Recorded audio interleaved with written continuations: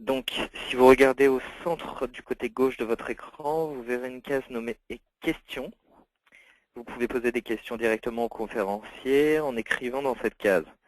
Lorsque vous posez une question, même lorsque le conférencier est en train de parler, je prendrai note de la question et je la soumettrai au conférencier lorsqu'il aura terminé sa présentation. Ainsi, n'hésitez pas à taper vos questions. Lorsqu'elles vous viennent à l'esprit, y compris dès à présent d'ailleurs, je m'efforcerai de présenter le plus grand nombre de questions possibles selon le temps dont nous disposerons pendant la partie questions de notre séminaire en ligne. Si vous avez une question d'ordre technique, vous pouvez également écrire dans cette case et nous vous répondrons directement. Donc nous pouvons commencer dès à présent. Donc, comme je l'ai dit plus tôt, mon nom est Johan et je suis bénévole à Crohn et Colitis Canada. Anciennement connue sous le nom de Fondation canadienne des maladies inflammatoires de l'intestin, Crohn et Colitis Canada a été fondée en 1974 par un groupe de parents dont les enfants avaient reçu un diagnostic de maladie inflammatoire dans l'intestin. Nous sommes un organisme de bienfaisance nationale qui se consacre à la recherche médicale afin de trouver un traitement curatif contre la maladie de Crohn et la colite, et qui a également un objectif de renseigner les patients ainsi que le grand public sur ces maladies. Nous voulons sensibiliser le grand public à ces maladies chroniques, souvent invalidantes et aux répercussions qu'elles ont sur près d'1/4 de million de Canadiens. Mais également que les personnes souffrant de ces maladies aient accès au plus grand nombre de ressources possibles pour apprendre à bien vivre avec leur maladie. À ce jour, Crohn et Colitis Canada investit plus de 80 millions de dollars dans la recherche. Cela fait de nous un des plus importants bailleurs de fonds destinés à la recherche sur la maladie de Crohn et la colite dans le monde. Nous comptons plus de 65 000 partisans dont la plupart participent activement aux activités de nos 80 groupes de bénévoles ou sections d'un bout à l'autre du pays. Plusieurs d'entre eux sont avec nous aujourd'hui. Le séminaire en ligne d'aujourd'hui fait partie du programme éducatif de Crohn et Colitis Canada qui regroupe les événements éducatifs en direct, les brochures d'information à l'intention des patients et notre site web. Notre documentation éducative traite d'une vaste gamme de problèmes médicaux, sociaux et psychologiques reliés à la maladie de Crohn et à la colite.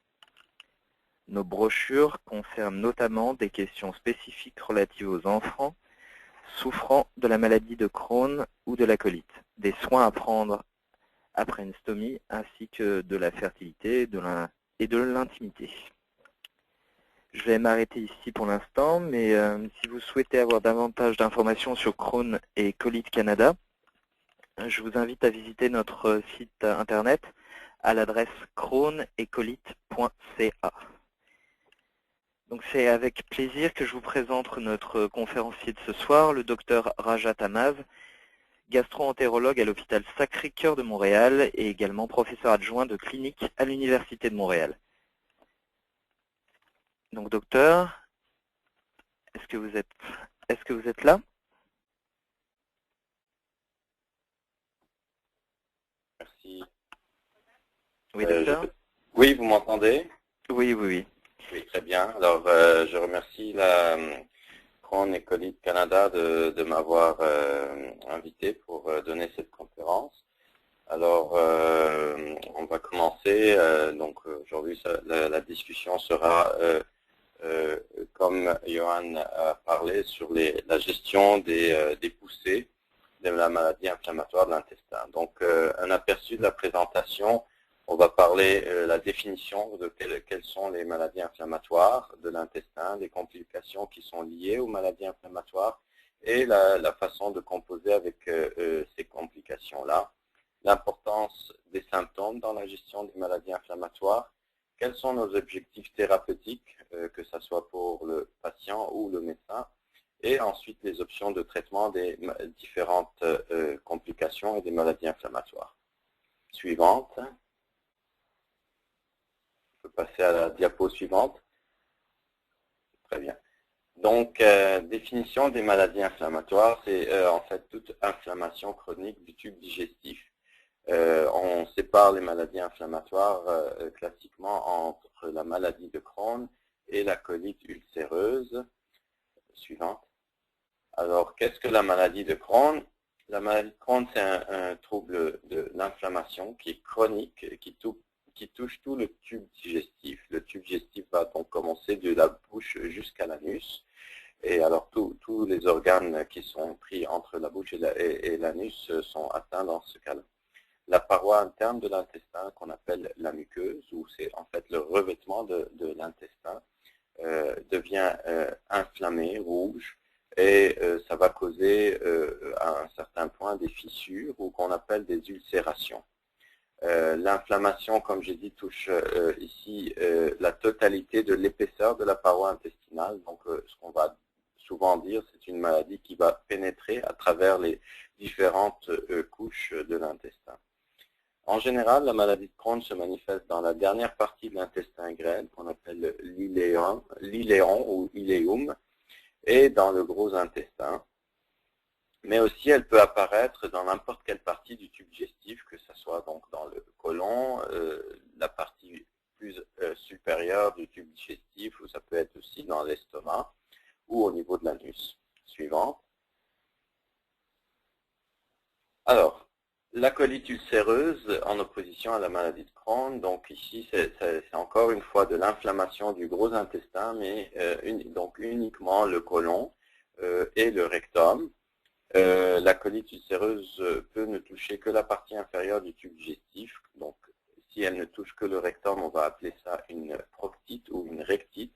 Elle peut s'étendre plus loin dans la partie gauche du côlon seulement, comme on voit dans le schéma du centre, qui est, on va appeler ça une colite gauche, et elle peut toucher tout le côlon.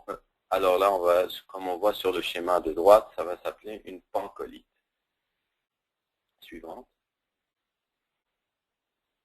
Alors, les principales différences entre la maladie de Crohn et la colite ulcéreuse, on les voit ici affichées sur ce tableau. Donc, pour commencer, pour la maladie de Crohn au niveau de l'emplacement. Alors, comme on a dit, la maladie de Crohn touche tout le tube digestif, alors que ce soit l'estomac, l'intestin grêle ou le gros intestin, et ainsi que l'anus, alors que dans la colite ulcéreuse, ça va être vraiment réservé au niveau du côlon et du rectum. En termes de profondeur de l'inflammation, la maladie de Crohn, comme on l'a dit, va atteindre beaucoup plus profond. Les ulcères peuvent vraiment pénétrer dans toutes les couches de l'intestin, alors que dans la colite ulcéreuse, l'inflammation est confinée à la première couche qu'on appelle la muqueuse, qui est très superficielle. Pour ce qui est des complications qui peuvent survenir dans la maladie de Crohn, on va plus souvent avoir des complications. Alors, par l'inflammation qui touche toutes les parois, il peut y avoir des rétrécissements de l'intestin et qui vont aboutir à ce qu'on appelle des occlusions, donc des blocages au niveau de l'intestin. Ça peut faire des abcès dans le ventre ou des abcès au niveau autour de l'anus qu'on appelle les abcès périanaux ou des fistules périanales. Pour ce qui est de la colite ulcéreuse, la complication structurelle, comme on dit, est beaucoup moins fréquente. Donc, rarement on va voir des perforations ou des rétrécissements au niveau du côlon. Suivant. On a ici un schéma un peu pour bien illustrer la différence entre les deux maladies. Sur le schéma de gauche, on voit comment en rouge, c'est l'inflammation. Donc, elle peut être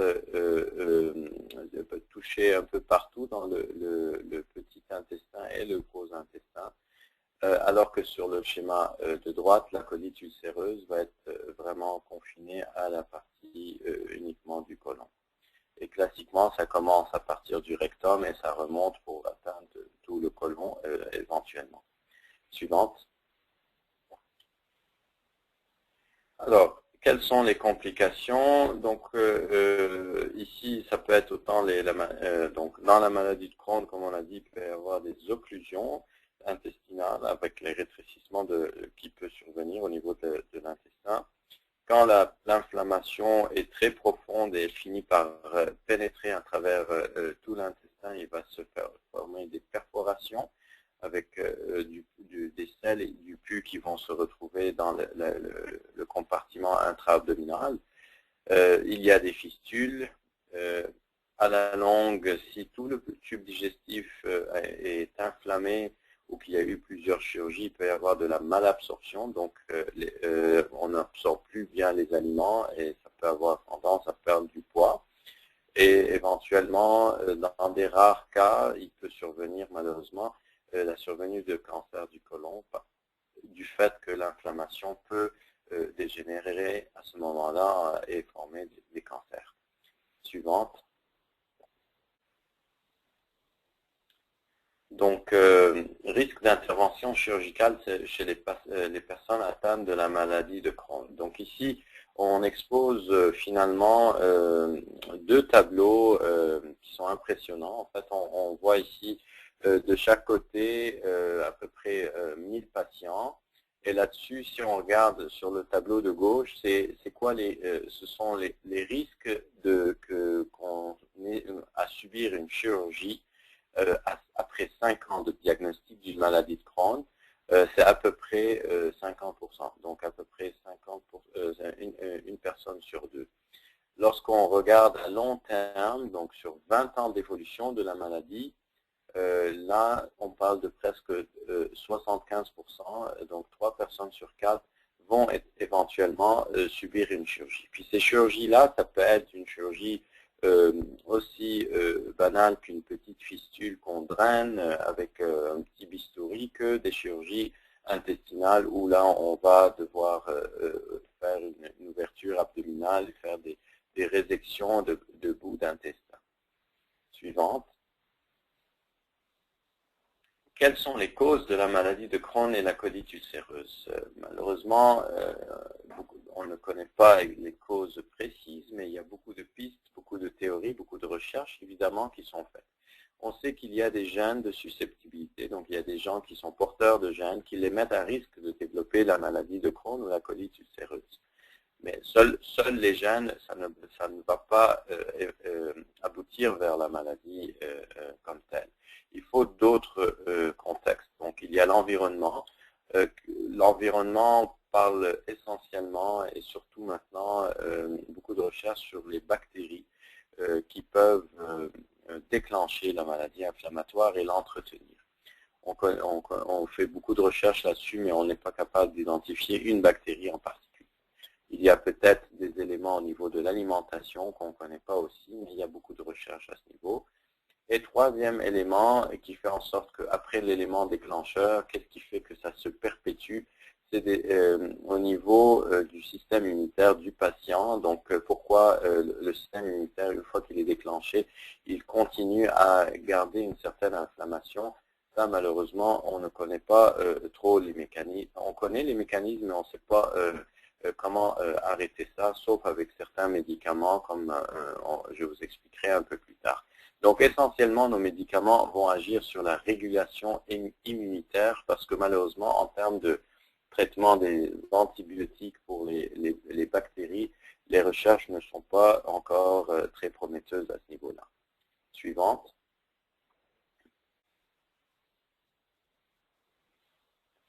Alors, la maladie inflammatoire de l'intestin au Canada, c'est vraiment un problème de taille parce que on est un des pays au monde où la maladie est parmi où l'incidence est les plus élevée. Alors, il y en a beaucoup. Ça touche à peu près 233 000 Canadiens, donc que ce soit avec colite ulcéreuse ou maladie de Crohn, c'est à peu près moitié-moitié. Et donc, ça peut toucher aussi bien les hommes que les femmes. À tous les âges, on voit aussi bien chez les jeunes que chez les personnes âgées. Mais le moment du diagnostic le plus fréquent, c'est vraiment en jeune âge, donc dans la vingtaine, trentaine, qu'on voit le plus souvent les nouveaux diagnostics de maladie de Crohn ou de colite ulcéreuse. Suivante.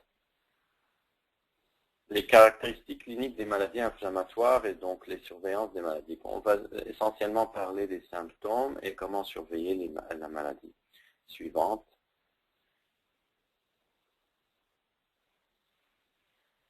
Alors, quels sont les signes et symptômes? C'est vraiment, ça peut être très variable. Chaque personne est différente dans comment ils expriment cette maladie-là en termes de symptômes. les symptômes peuvent ne pas refléter de degré d'inflammation intestinale. C'est-à-dire qu'il y a des gens qui peuvent avoir beaucoup de symptômes, mais lorsqu'on regarde au niveau des coloscopies, par exemple, on trouve peu d'inflammation.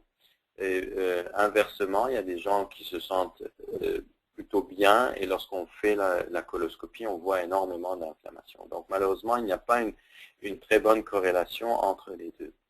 Mais les symptômes les plus fréquents, disons, c'est ceux qui sont énumérés ici. Alors, la crampe abdominale, les douleurs, ça peut être évidemment les diarrhées fréquentes, les envies impérieuses, être obligé de courir à la toilette régulièrement. Alors, quand il y a une atteinte surtout du côlon, on va avoir présence de sang, de mucus dans le sel. Donc, le mucus, c'est un peu l'aspect d'un blanc d'œuf qu'on peut voir des fois. Il y a augmentation des gaz intestinaux, surtout on parle de rétrécissement au niveau intestinal. Il peut y avoir des gaz qui s'accumulent, on ne les évacue pas bien. Les gens peuvent être fatigués. La fatigue, des fois, ça peut être causé par deux choses, l'anémie, par la perte de sang, mais également juste l'inflammation importante qui est causée par les intestins, ça va causer de la fatigue. Et donc, malheureusement, c'est un symptôme assez fréquent et invalidant. Perte de poids, on peut imaginer que s'il y a des diarrhées importantes, des douleurs abdominales qui empêchent de manger, donc on va perdre du poids. De la fièvre, ça, quand la fièvre apparaît, ça peut être juste la maladie inflammatoire parce qu'elle est très sévère, mais également, il faut penser à des complications, c'est-à-dire la formation d'abcès ou des choses comme ça. Et évidemment, les fistules au niveau de l'anus. Alors, ça peut être des écoulements au niveau de l'anus, que ce soit des écoulements de pus ou de sang. Suivante.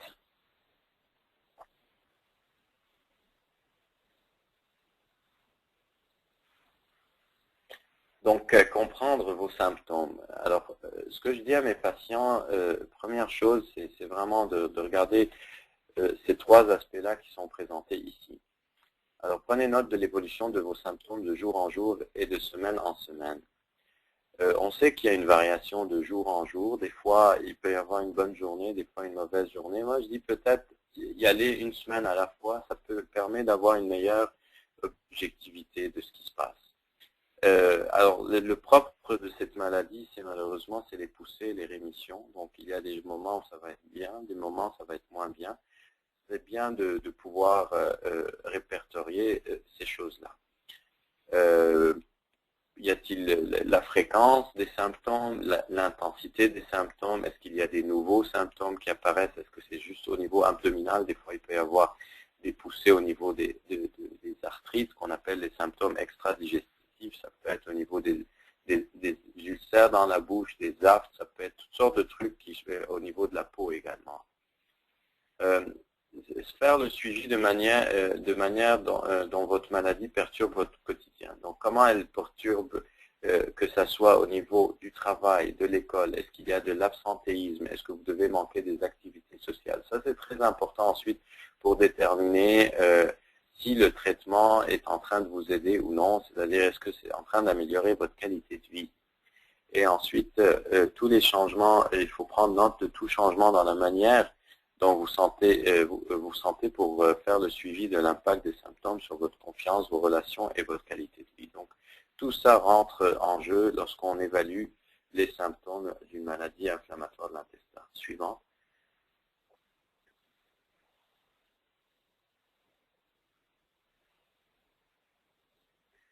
Gestion des poussées actives et des complications, faire le suivi des symptômes. Donc, c'est un peu ça, c'est avoir un livret où on est capable de noter les choses.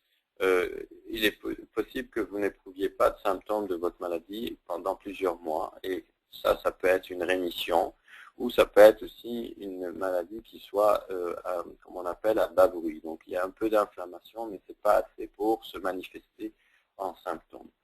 Les poussées actives de votre maladie peuvent ne pas se présenter de la même manière d'une fois à l'autre. Donc parfois elles peuvent être légères et d'autres fois très intenses. Parfois aussi, c'est des symptômes différents d'une fois à l'autre. Donc, il faut être vigilant. Donc, tenir un journal des poussées actives de votre maladie, de vos symptômes et de leur impact sur votre vie quotidienne. quotidienne. Donc encore une fois, est-ce qu'il y a eu, est-ce qu'on a dû rater des activités à cause d'une douleur abdominale? Est-ce que on est obligé de changer sa façon d'aller au travail parce qu'on a peur d'avoir des accidents, des diarrhées, des choses comme ça? Toutes ces choses-là devraient être notées et ensuite discuter avec le médecin, parce que c'est là où nous, notre rôle, c'est d'améliorer ces symptômes-là. Donc, même si ce qu'on met ici en gras, c'est que même si l'inflammation, même s'il y a une inflammation active de l'intestin, plusieurs patients n'affichent aucun symptôme. Et d'où l'importance de, même quand ça va bien, de continuer le suivi, parce que des fois, nous, on peut déceler des signes de retour de la maladie, que ce soit dans les prises de sang ou autres par les coloscopies, et même si on n'a pas de symptômes. Donc c'est important quand même de poursuivre le suivi. On va passer à la suivante. Alors, évaluation de la maladie. Dans certains cas, le médecin décidera d'utiliser des mesures objectives d'inflammation. Donc c'est un peu ce que je disais. Alors là, on se fie beaucoup sur ce que vous nous dites à propos des symptômes. C'est très important parce que c'est ça ce que vous vivez au quotidien, l'impact sur votre qualité de vie, mais on va utiliser également des marqueurs objectifs que nous on peut déceler dans les prises de sang par exemple. Alors tout ce qu'on demandait comme prise de sang, qu'on cherchait de l'anémie, la CRP qui est un marqueur d'inflammation dans le sang, qui est très utilisé surtout dans la maladie de Crohn, ou la calprotectine fécale, qui est un test nouveau, qui est très prometteur, qui peut mesurer l'inflammation au niveau des selles. Donc on prend un échantillon de selles et juste là-dessus on peut voir s'il y a beaucoup d'inflammation, un reflet d'inflammation de l'intestin finalement. On va utiliser également l'endoscopie pour vraiment valider et surtout mesurer la sévérité de l'inflammation. Donc, est-ce que c'est léger, modéré, sévère? Donc, beaucoup, l'endoscopie, finalement, la coloscopie principalement, et rarement la gastroscopie. Et en complémentarité, donc, avec un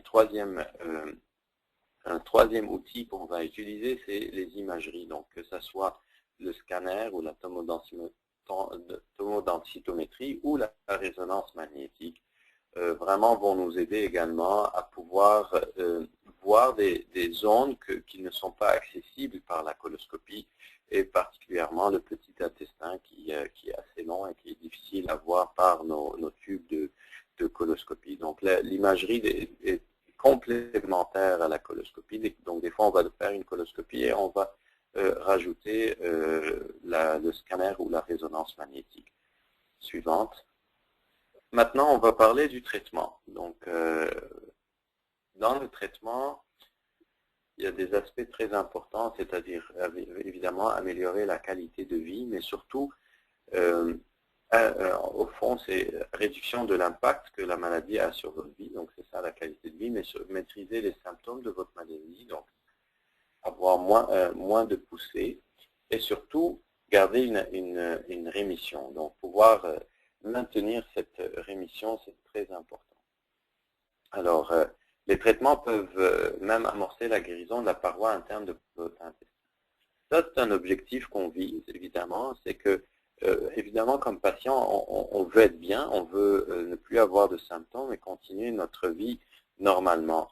Et nous aussi, comme médecins, on a comme objectif également, en plus de la qualité de vie, c'est de permettre à cette muqueuse ou ce revêtement intestinal qui était inflammé, comme on a vu sur les diapos précédentes, de pouvoir le guérir. Donc on peut imaginer, comme par exemple les gens qui ont de l'eczéma, qui ont la peau toute craquelée, fissurée, mais on voudrait retrouver par exemple une peau normale. Et c'est la même chose ici au niveau du tube digestif. Alors cela permet d'obtenir de longues périodes de rémission et de mieux se sentir en général. Puis surtout, le fait de pouvoir guérir la muqueuse ou de permettre de cicatriser la muqueuse, cela va empêcher la survenue de complications et on pense qu'aussi ça réduit le risque d'intervention chirurgicale dans le futur. Donc c'est un objectif qui est visé également. Suivante.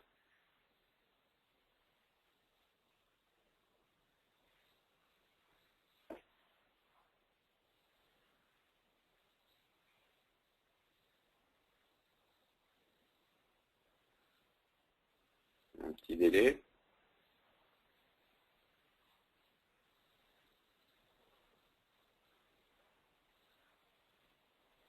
Bon, alors, c'est une diapo chargée, donc peut-être, au fond, ce qu'on va dire, qu'est-ce espérer davantage de votre traitement. Donc, au fond, ça c'est la question qu'on peut arriver dans le bureau du médecin puis dire, mais qu'est-ce que je dois m'attendre de ce traitement? Alors, avant tout, améliorer les symptômes. Donc, maîtriser les symptômes, c'est-à-dire avoir moins mal au ventre, avoir moins de diarrhée, moins de sang, moins d'urgence. C'est ces symptômes-là qu'on voudrait améliorer. Comme deuxième objectif, mais ça évidemment, c'est comme on disait, c'est réduire l'inflammation de la muqueuse et donc le degré de l'inflammation. Et donc, combinaison de tout ça, c'est améliorer la qualité de vie. Objectif à court terme, c'est du traitement de la colite ulcéreuse, consiste à faire en sorte que les gens se sentent bien sans avoir à dépendre de corticostéroïdes. Donc, utiliser le moins souvent possible la cortisone. Puis, à long terme, c'est vraiment se sentir bien, pouvoir, encore une fois, ne pas recourir à la cortisone, mais surtout éviter des complications de la maladie à long terme, c'est-à-dire être obligé d'être opéré et des hospitalisations et des visites chez le médecin. Suivante.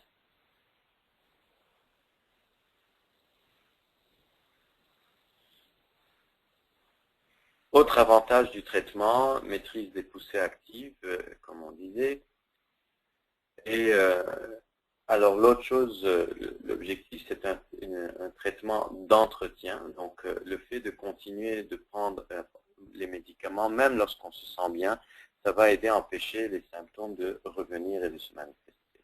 Donc le traitement initial, l'objectif, c'est vraiment de partir d'une maladie vers un état sans symptômes, mais ensuite, une fois qu'on est sans symptômes et on est bien, c'est de maintenir cet état-là. Puis, malheureusement, plus souvent qu'autrement, on a besoin d'un traitement pour pouvoir maintenir cet état de bien-être. Alors, quel que soit votre traitement, il est important de le prendre de la manière prescrite par votre médecin, évidemment, et de continuer les visites médicales afin qu'il puisse procéder à des examens pour apprécier votre progrès. Donc, au fond, on prend le médicament du mieux qu'on peut. Ensuite, quand on voit le médecin, là, à chaque fois, on peut discuter à quel moment est-ce qu'il est judicieux de l'arrêter, de l'augmenter, de le suspendre. Et tout ça, ça se discute évidemment avec le médecin. Diapositive suivante.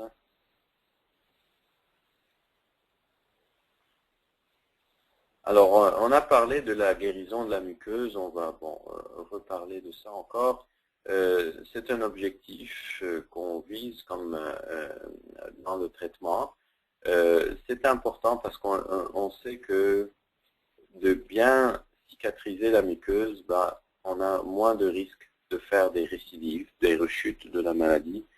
Il y a moins de chances d'aboutir ou de risque d'aboutir à une chirurgie. Puis on sait que les traitements actuels, c'est ça au fond, ils fonctionnent tellement bien qu'ils permettent de guérir la muqueuse la plupart du temps, lorsqu'ils sont utilisés de façon judicieuse. Diapo suivante. Alors, quels sont justement ces différents types de traitements? Le traitement de la maladie de Crohn ou la colite ulcéreuse, comme vous savez, oui, la suivante, c'est vraiment, on peut dire, c'est un traitement graduel.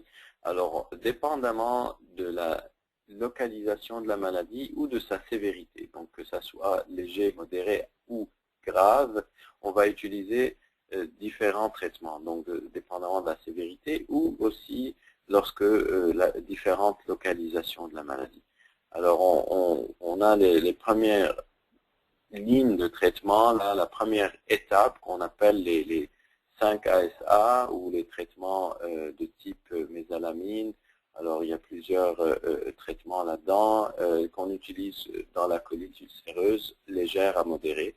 Ensuite, lorsqu'on tombe dans des maladies un peu plus actives, on parle de modéré à sévère ou modéré à grave, là, on se doit de monter en force et d'utiliser des immunomodulateurs, donc des médicaments qui vont jouer sur le système immunitaire. Et c'est à ce moment-là qu'on peut aussi utiliser de la cortisone de façon sporadique. Donc la cortisone, souvent désignée comme ce qu'on appelle les stéroïdes, ou la corticostéroïde, ou souvent c'est la prednisone en comprimé ou solumedrol lorsqu'on le donne par une voie intraveineuse. Les stéroïdes suppriment le système immunitaire et servent à traiter les maladies inflammatoires de modérément à grave lorsqu'elles sont très actives. Ça marche bien, ça marche rapidement la cortisone. Habituellement, quelqu'un en dedans de 48 heures se sent nettement mieux, mais malheureusement, ils ont beaucoup d'effets secondaires à long terme, donc on essaye de les éviter et d'être surtout obligé d'en redonner, c'est là où le risque peut survenir à long terme. Donc, ils ne sont pas destinés à traiter les patients avec maladies inflammatoires à long terme. Diapo suivante. Les immunosuppresseurs, donc j'ai donné quelques mots là-dessus. Alors, ce sont des médicaments qui vont jouer sur le système immunitaire en bloquant la réponse immunitaire. Comme on parlait au début de la présentation, il y a un dérèglement du système immunitaire. Il s'active énormément dans la maladie inflammatoire de l'intestin et donc on essaye avec ces médicaments de le mettre un petit peu à un régime plus réduit. On ne le supprime pas complètement parce qu'après ça on peut plus se défendre contre des infections, mais il est en mode plus réduit. Alors il y a deux médicaments principalement qu'on utilise là, c'est l'azatioprine qu'on appelle Imuran.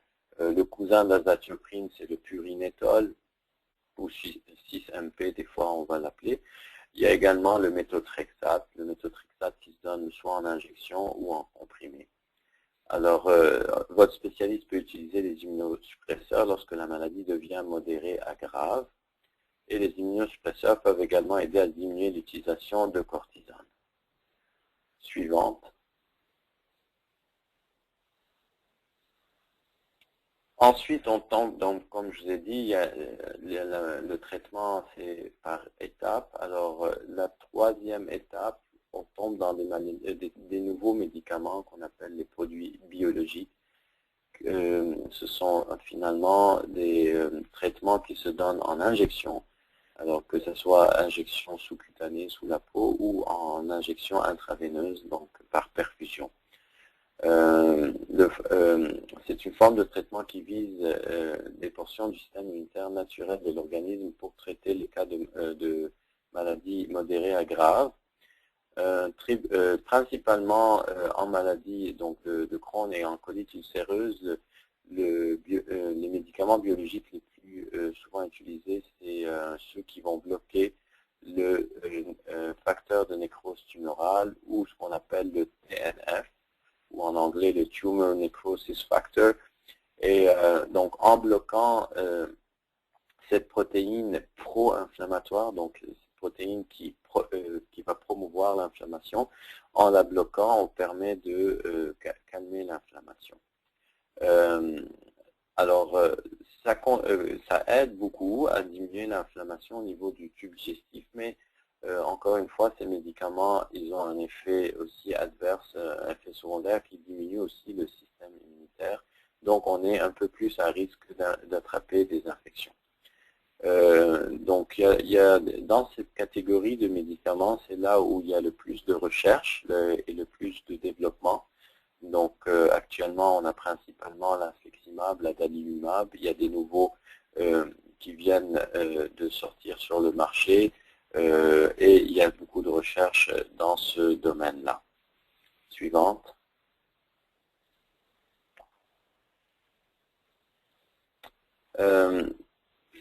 Dernière, en haut de la pyramide de traitement, malheureusement, c'est l'intervention chirurgicale. Je dis malheureusement, des fois c'est inévitable. Des fois, on n'a pas le choix parce que, je veux dire, le traitement ne fonctionne pas ou il s'est formé des cicatrices et des complications. Et là, on se doit d'opérer pour améliorer la qualité de vie ou traiter une complication. Alors, la plupart du temps, les chirurgies sont quand même bien tolérées, mais l'objectif de traitement, c'est vraiment d'éviter de se rendre là. Dans le temps, quand on n'avait que de la cortisone pour traiter les maladies inflammatoires de l'intestin, malheureusement, le risque de chirurgie était très élevé.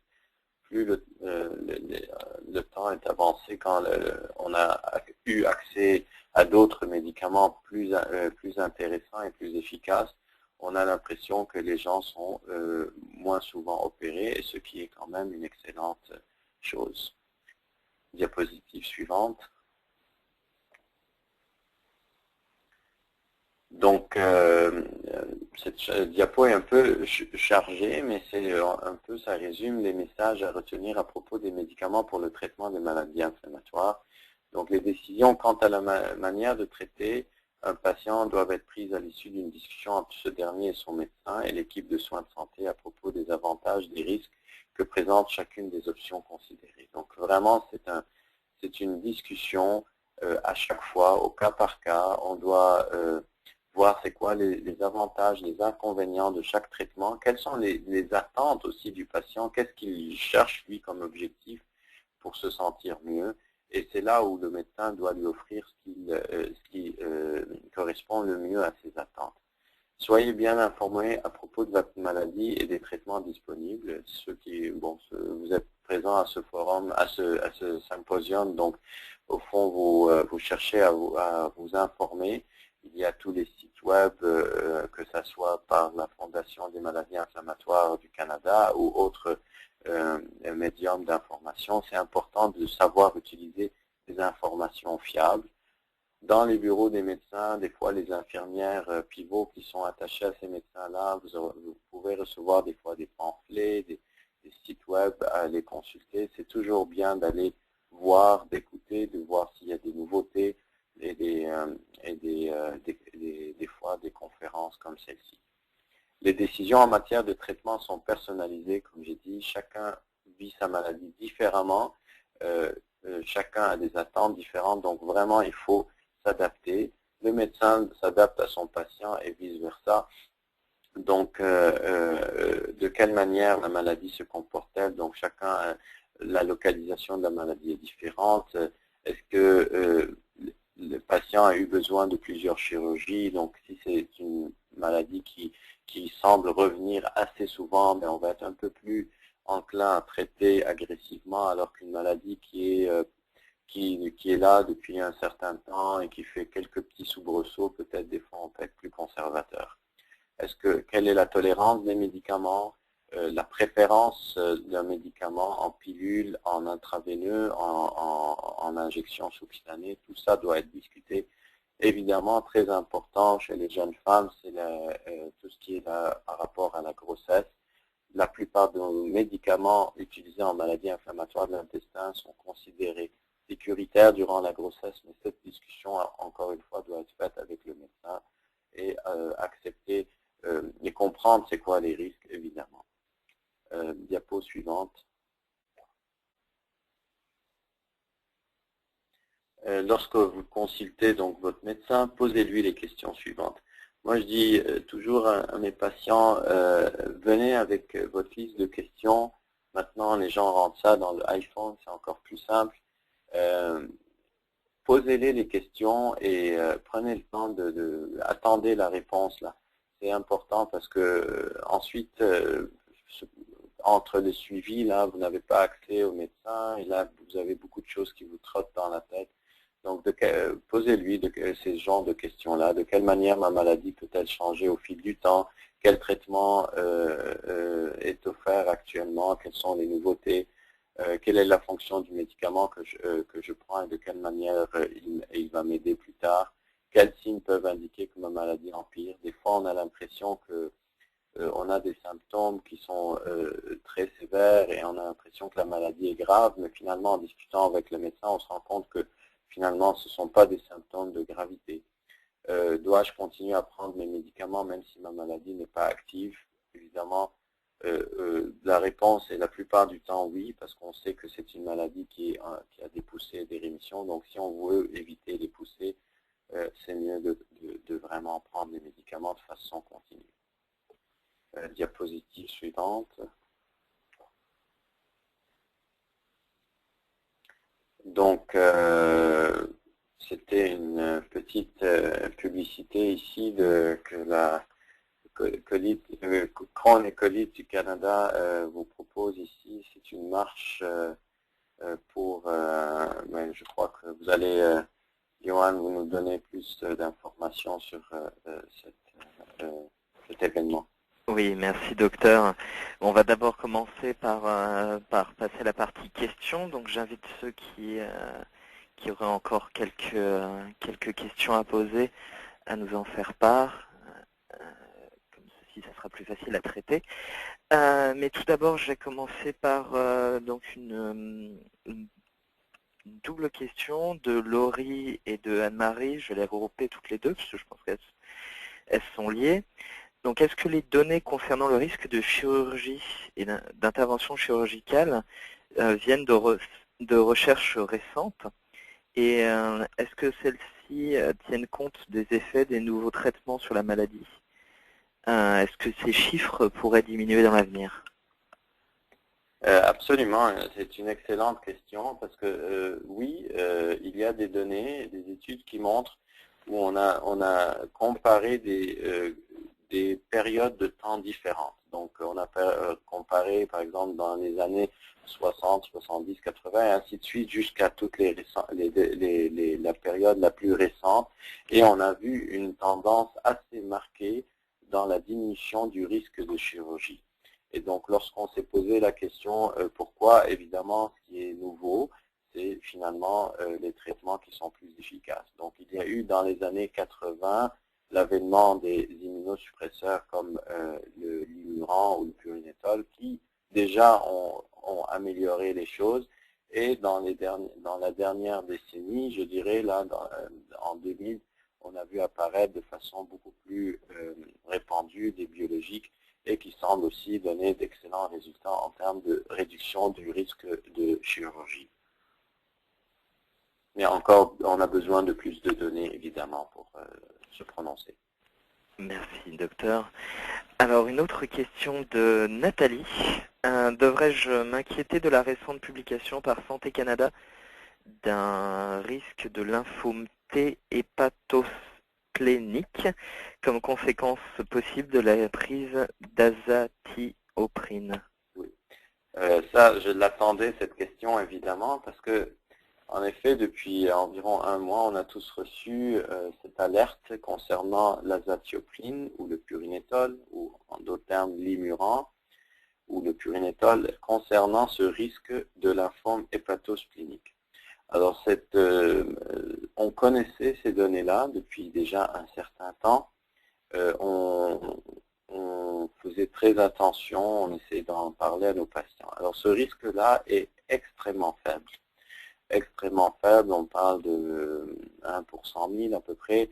Alors le risque, c'est de développer ce lymphome, donc malheureusement c'est un cancer qui se développe au niveau, un lymphome au niveau du foie et de la rate, et qui est malheureusement fatal. Les cas sont, comme je dis, extrêmement rares, et aussi, on s'est rendu compte, bon, ça touche probablement des groupes bien particuliers. On s'est rendu compte, malheureusement, ça arrive plus souvent chez des jeunes hommes. Donc, des fois, on évite ce médicament-là dans ce groupe d'âge. Mais quand le bénéfice surpasse le risque, on va favoriser le médicament, mais après avoir discuté avec le patient. Merci bien, docteur. Alors, une question de Michel qui demande quelles sont les alternatives à la cortisone. En fait, l'alternative, la cortisone, on essaie de l'utiliser le moins souvent possible et le moins longtemps, le plus court possible parce qu'on a beaucoup d'alternatives. Alors, comme je l'ai expliqué, les alternatives sont des traitements, que ce soit les anti-inflammatoires de type mésalamine 5-ASA. Deuxième traitement, ce sont les deuxième ligne, c'est les immunomodulateurs, les immunosuppresseurs. Et maintenant, avec l'avènement des biologiques comme l'infliximab, l'adalimumab, mais ça semble être d'excellents médicaments pour justement éviter d'avoir des effets à long terme et des effets secondaires de la cortisone. Très bien, docteur. Et du coup, ça me permet de sauter sur une autre question. Est-ce que les agents biologiques sont mieux tolérés que les immunosuppresseurs? En fait, ça dépend de chacun. C'est pas, il n'y a pas de, on peut pas vraiment dire qu'il y en a un qui est mieux toléré que l'autre. La plupart du temps, les immunomodulateurs donnent peu d'effets secondaires. Le méthotrexate qui est en injection, les gens vont dire oui, il y a une certaine fatigue qui se crée le jour de l'injection, il y a un peu de nausées qui sont associées. Mais on peut considérer que la plupart du temps, ce sont des médicaments bien tolérés lorsqu'ils ne sont pas surdosés. Les agents biologiques, que ce soit l'infliximab et adalimumab, encore une fois, ce sont des médicaments bien tolérés, sauf lorsqu'on a, par exemple, des effets indésirables, que ce soit des réactions perfusionnelles. Il y a des rares cas aussi, on peut développer des réactions cutanées, des réactions articulaires à ces médicaments-là. Mais je ne crois pas qu'on devrait baser la décision de quel traitement prendre seulement sur en disant oui, il y a plus d'intolérance avec l'un que l'autre. Ils ont à peu près le même profil de tolérance. Ensuite, il faut voir l'efficacité et l'indication de chacun et aussi la préférence du patient. Merci. Alors du coup, je vais regrouper à nouveau deux questions. Donc tout d'abord, quel est le risque de récidive lorsque l'on a déjà eu une chirurgie intestinale?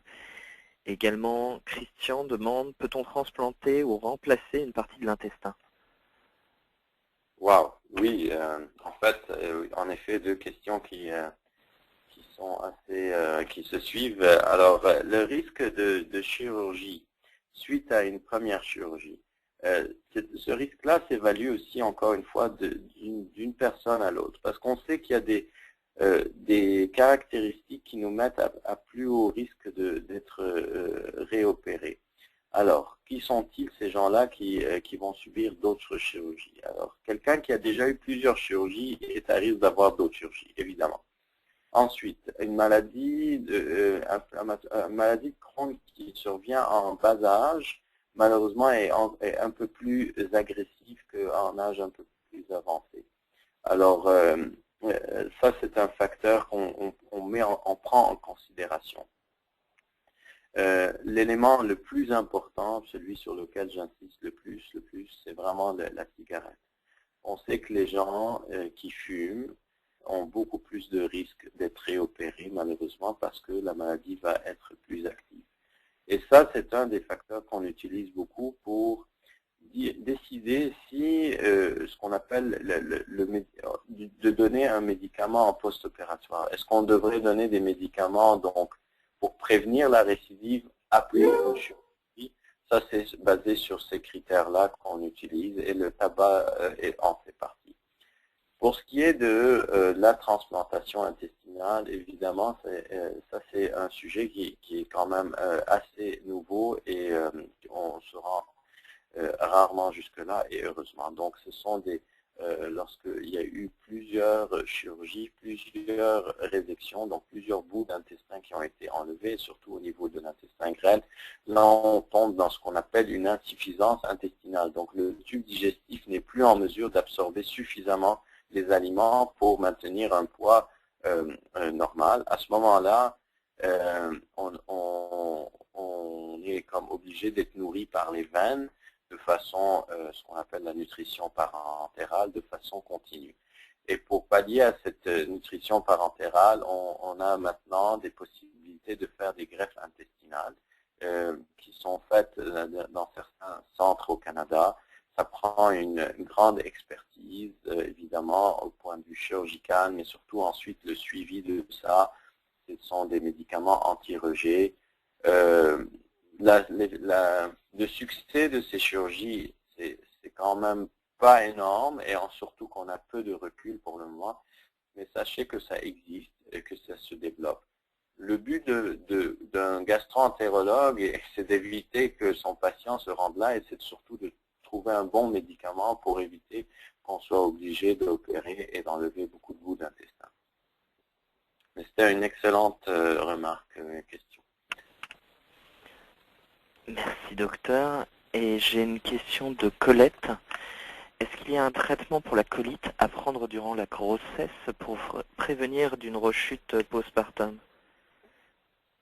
Oui, absolument. Le traitement, au fond, c'est le même traitement que finalement votre médecin va vous proposer. C'est-à-dire prendre le médicament, que ça soit pendant la grossesse ou après la grossesse ou sans grossesse. Les traitements pour éviter la rechute d'une colite, la plupart du temps, on va utiliser les 5-ASA ou la mésalamine, alors que ça soit Mesavant, Salopal, Casacol.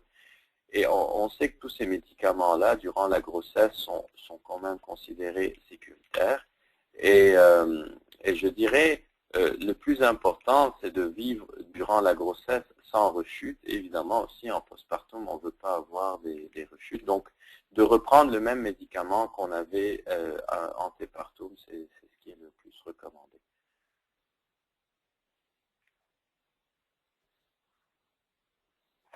Merci docteur. Alors, une question de Nathalie qui est atteinte de colite. Elle souffre des articulations. Elle demande simplement est-ce que cela pourrait être lié? Absolument. Je crois qu'on n'a pas abordé ce sujet assez longuement dans cette présentation, mais oui, ce sont ce qu'on appelle les manifestations extra-intestinales des maladies inflammatoires de l'intestin, et l'arthrite en fait partie. À peu près 20 à 30%, si ce n'est pas plus, des gens ont une forme d'arthrite qui vraiment suit le cours de la maladie. Donc, quand on a des poussées de la maladie inflammatoire, souvent on va avoir des poussées des arthrites. Donc, ça peut être des arthrites invalidantes, des fois des douleurs dans les genoux, dans les grosses articulations, dans le dos, dans la colonne. Donc, ça, c'est pour ce qui est des arthrites. Il peut y avoir aussi des atteintes au niveau des yeux, des atteintes au niveau de la peau. Alors, ce sont des manifestations qui sont très liées à l'activité de la maladie. Et on sait que nos traitements destinés à la maladie inflammatoire vont améliorer de façon importante les symptômes extradigestifs. Donc, en effet, lorsque vous avez une colite qui est en poussée, qui est active, il se peut que vous ayez des symptômes d'arthrite. Et le traitement de la colite, lorsqu'il est bien adapté, va également traiter l'arthrite.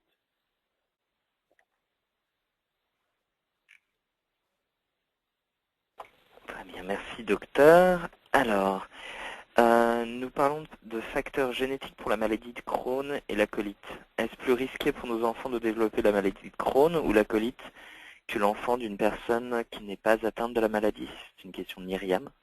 Oui, alors Myriam, oui, c'est une bonne question parce que malheureusement, oui, le risque est augmenté. Le risque est augmenté de façon modérée, c'est pas quelque chose qui est très important dans le sens que oui, les enfants sont plus à risque de développer une maladie inflammatoire de l'intestin. Là où ça augmente de façon substantielle, c'est lorsque les deux parents sont atteints d'une maladie inflammatoire de l'intestin. Malheureusement, à ce niveau-là, le risque devient très élevé.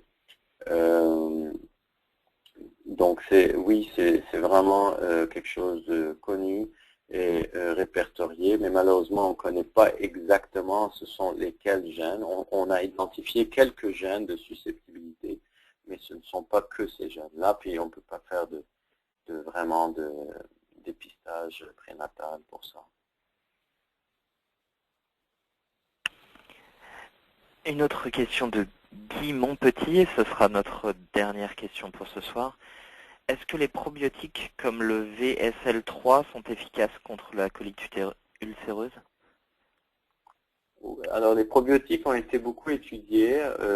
Alors, oui, il y a une certaine efficacité des probiotiques, surtout pour éviter les rechutes. Alors, quand on est en crise, malheureusement, les probiotiques qui ont été étudiés n'ont pas montré d'efficacité pendant la crise. Mais une fois la crise passée, puis qu'on est en rémission, de prendre seulement des probiotiques, ça semble aider.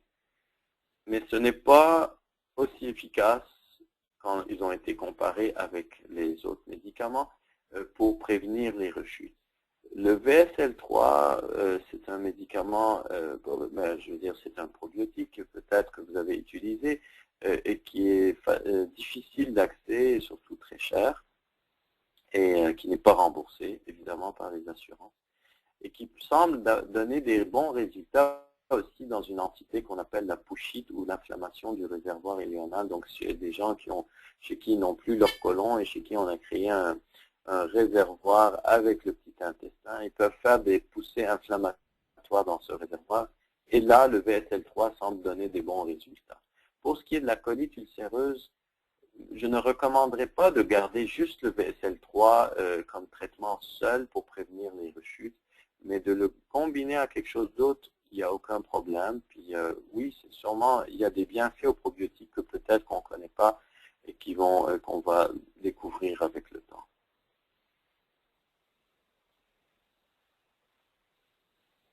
Bien, bah écoutez, merci beaucoup docteur. Donc comme le séminaire en ligne tire à sa fin, j'aimerais profiter de l'occasion pour vous dire que nous ferons un suivi par courriel avec tout le monde après le séminaire pour obtenir vos commentaires, vos suggestions de sujets futurs.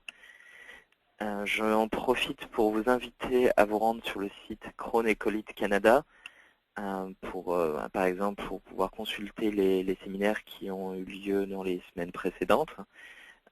D'ailleurs, sur le sujet des probiotiques, nous en avons tenu un la semaine dernière. Donc pour plus d'informations, je vous invite à vous rendre sur le site.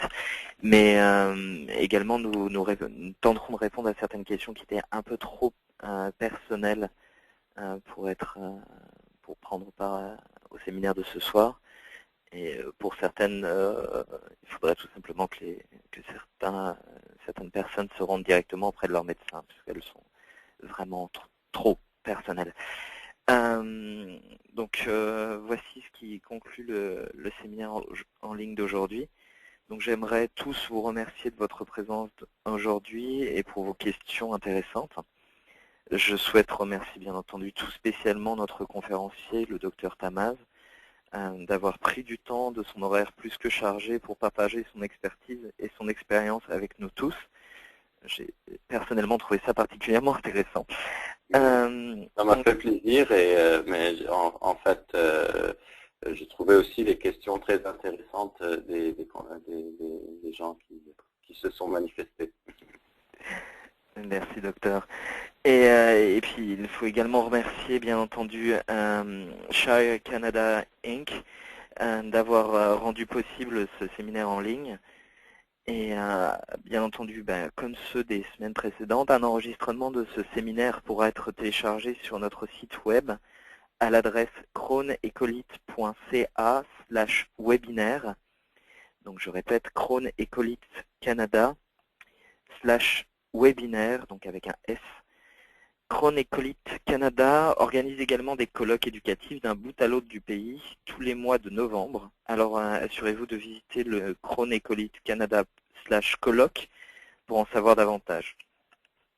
Je vous invite également à vous joindre à nous le dimanche 8 juin pour la randonnée Gutsy en marche de Crohn et Colite Canada. Donc des milliers de Canadiens dans près de 70 communautés du pays marcheront ensemble pour recueillir des fonds afin de trouver un traitement curatif contre la maladie de Crohn et la colite. Donc, je vous invite à visiter le site gutsyenmarche.ca pour participer, amasser des fonds, faire un don, devenir bénévole, et je vous invite également à en parler autour de vous, auprès de vos amis, ça promet d'être encore une fois quelque chose de très intéressant et en tout cas ici on se donne beaucoup de mal pour que ça soit quelque chose de réussi. Encore une fois, un grand merci donc à vous docteurs, à tous nos auditeurs de ce soir et j'espère que nous avons répondu à certaines de vos questions sur la façon de bien vivre avec la maladie de Crohn et la colite. Je vous souhaite à tous une agréable soirée.